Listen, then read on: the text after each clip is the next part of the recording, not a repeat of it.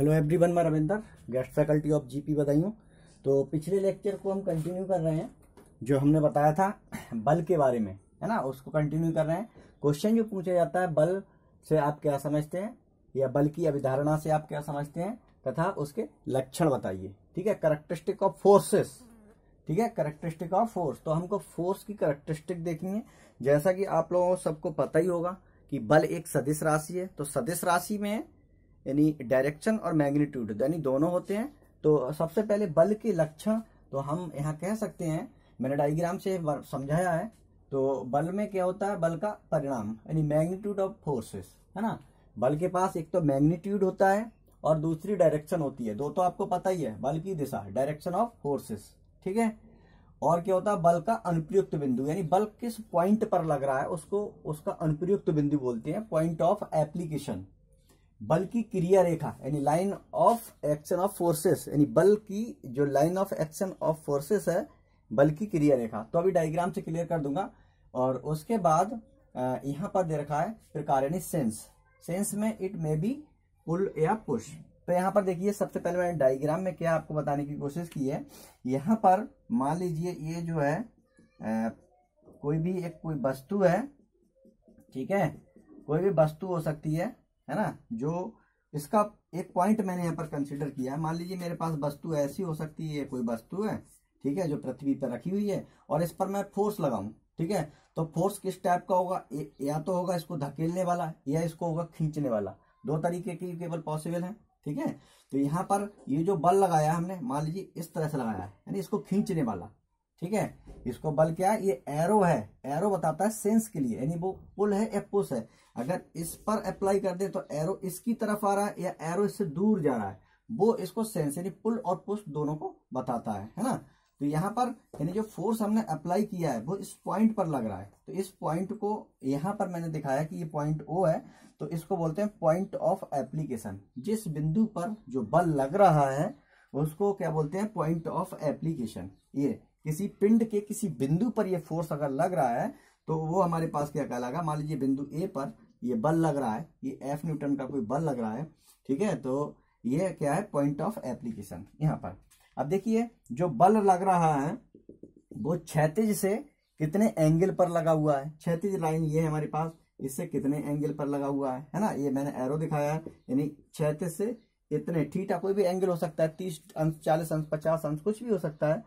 वहां से हमने इसको लगाया है। तो ये जो एंगल है वो बताता है डायरेक्शन ऑफ फोर्सेस के लिए, ये इसकी दिशा को बताता है। ठीक है, कि कितनी एंगल पर ये फोर्स लग रहा है ना, डायरेक्शन ऑफ फोर्सेस। अब ये जो बल है यहां से यहां तक, ये बल जो है हमने दिखाया है, क्योंकि बल एक सदिश राशि है। तो ये जो तीर है, एरो है, इसकी लंबाई क्या कहलाती है, मैग्नीट्यूड ऑफ फोर्सेस, है ना। ये क्या कहलाएगा, मैग्नीट्यूड। तो यहां से यहां तक की जो लेंथ है, जो लंबाई है इस तीर की, इस एरो की, वो क्या बताता है, मैग्नीट्यूड ऑफ फोर्सेस।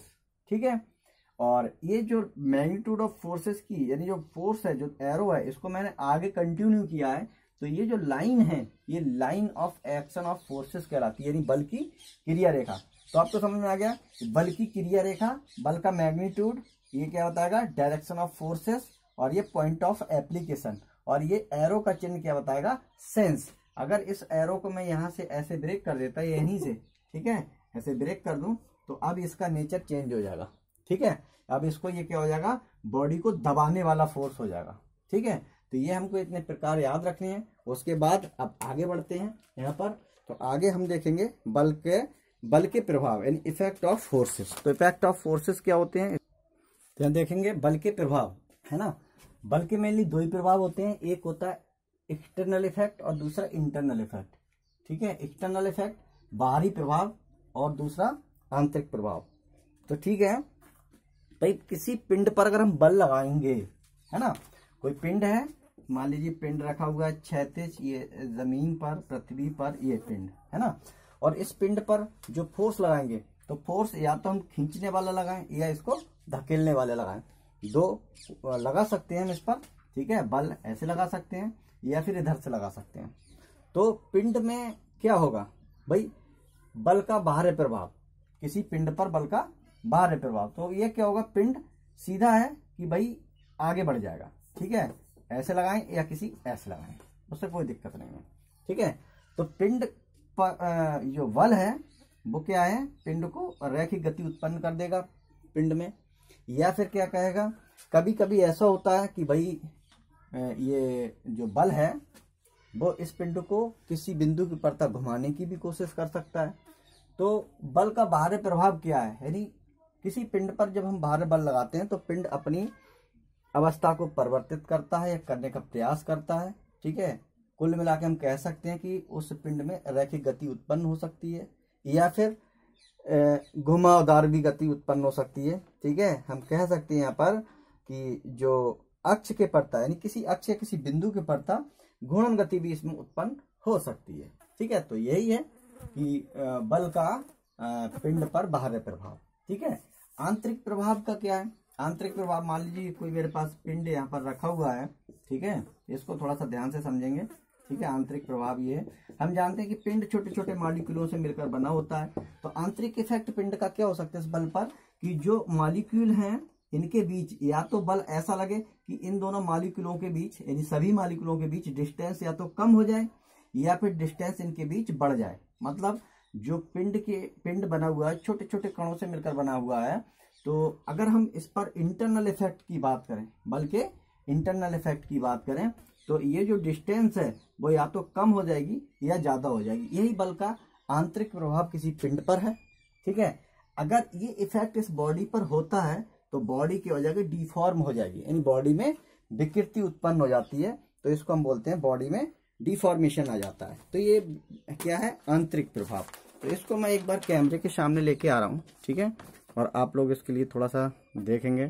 ठीक है, पिछला वाला भी ये मैं आपको बता दे रहा हूँ। ठीक है, और इसको आप लोग नोट कर लेंगे। इसको मैं अभी सामने लेके आ रहा हूँ कैमरे के। ठीक है, बल के प्रभाव। ठीक है, बल के प्रभाव को आप लोग नोट कर लेंगे अच्छे से। ठीक है, ये पूरा क्वेश्चन आपका कंप्लीट हो रहा है कि बल किसे कहते हैं, बल का कॉन्सेप्ट क्या है और बल के लक्षण क्या थे और बल का प्रभाव। बहुत ही इम्पोर्टेंट क्वेश्चन है, अभी से आप लोग इसको अपनी कॉपी में नोटबुक में नोट कर लें। ठीक है, तब तक के लिए